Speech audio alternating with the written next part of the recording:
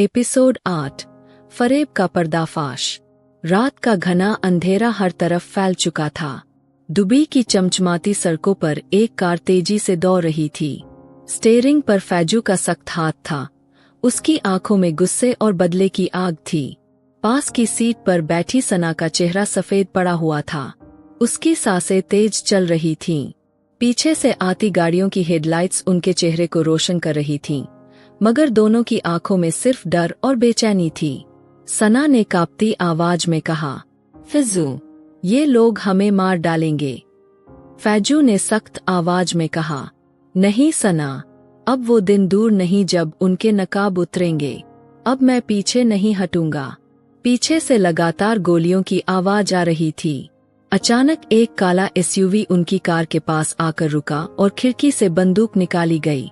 गोली सीधी उनकी कार के पीछे के शीशे पर लगी। कांच टूटकर बिखर गया।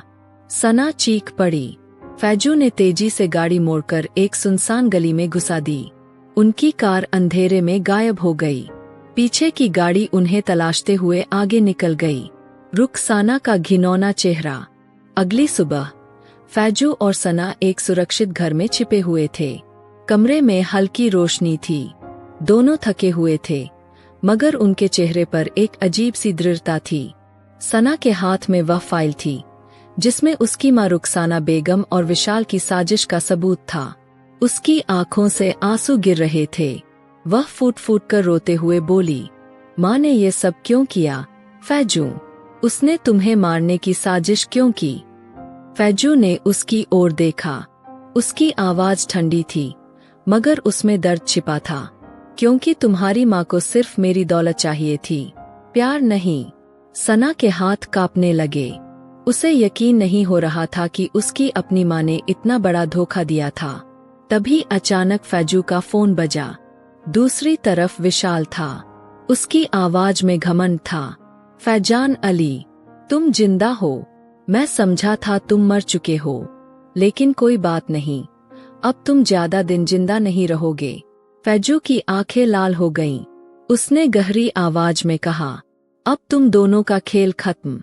मैं तुम्हारा सच दुनिया के सामने लाऊंगा। भयानक चाल।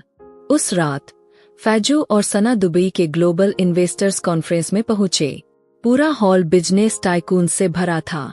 कैमरे लगातार उनकी तस्वीरें ले रहे थे। सबको लगा था कि फैजान अली मर चुका है, मगर जब वह स्टेज पर पहुंचा तो हर तरफ सन्नाटा छा गया। लोगों की आंखें फटी रह गईं। न्यूज चैनलों की ब्रेकिंग न्यूज थी, फैजान अली जिंदा है। मौत का खेल सिर्फ एक साजिश थी। फैजू ने माइक उठाया और गंभीर आवाज में कहा, आप सबको लगा कि मैं मर चुका हूं, मगर ये सिर्फ एक नाटक था। असलियत यह है कि मेरी मौत की साजिश मेरी ही सास रुखसाना बेगम और मेरे सबसे करीबी दोस्त विशाल ने रची थी। इतना सुनते ही हॉल में हलचल मच गई। कैमरों की फ्लैश लाइटें चमकने लगीं। लोग हक्का बक्का रह गए। तभी अचानक विशाल सिक्योरिटी को चकमा देकर फैजू की ओर बंदूक लेकर दौड़ा। उसकी आंखों में पागलपन था। मैं तुम्हें मार डालूंगा, फैजान, विशाल ने गुस्से में कहा। सना ने चीख कर कहा, फैजू, पीछे हटो। मगर फैजू हिला तक नहीं। विशाल ने ट्रिगर दबाया, मगर तभी सिक्योरिटी गार्ड्स ने उसे पीछे से पकड़ लिया। बंदूक जमीन पर गिर गई।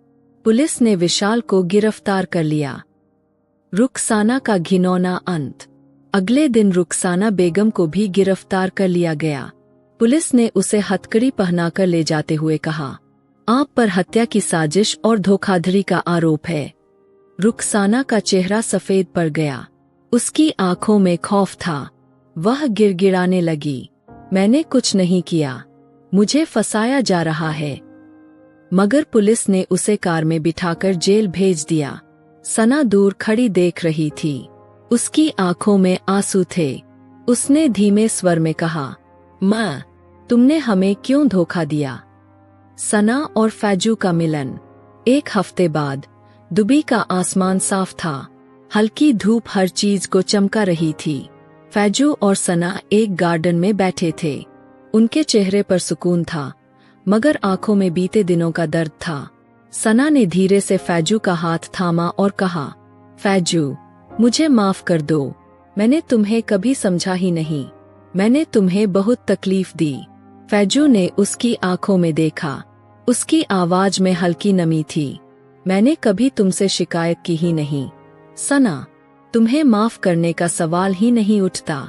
सना ने उसकी आंखों में आंसू देखे और उसके गले लग गई। दोनों की आंखों से आंसू बहने लगे।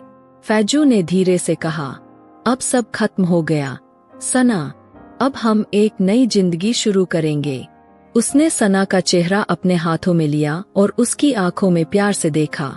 दूर आसमान में सूरज चमक रहा था, जैसे उनकी नई जिंदगी का आगाज हो रहा हो। क्या फैजू और सना का प्यार अब दोबारा जिंदा हो पाएगा? क्या विशाल और रुखसाना को उनके गुनाहों की सजा मिलेगी? क्या फैजू अपने बिजनेस साम्राज्य को और बड़ा बना पाएगा? जानने के लिए देखिए अगला एपिसोड।